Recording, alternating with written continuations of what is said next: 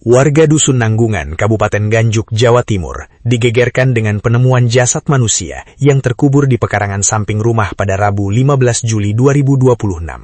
Jasad yang diduga bernama Gatot ini ditemukan dalam kondisi tak wajar, memicu tanda tanya besar bagi warga sekitar.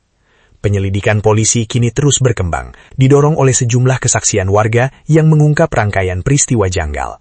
Salah seorang warga mengaku sempat mendengar teriakan minta tolong dan suara pertengkaran dari dalam rumah korban pada Senin siang, tepat 2 hari sebelum jasad ditemukan.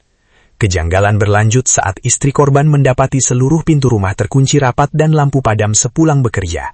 Tak hanya itu, muncul sorotan terhadap anak angkat korban yang sempat mengajak sang ibu pergi jauh hingga ke Malang dengan alasan mencari ayahnya, namun justru meninggalkan sang ibu di sana sendirian. Hingga kini, pihak kepolisian Nganjuk masih mendalami keterangan para saksi dan melakukan olah TKP. Jasad korban telah dievakuasi ke Rumah Sakit Bayangkara Nganjuk untuk pemeriksaan lebih lanjut guna mengungkap penyebab pasti kematian yang masih misterius ini.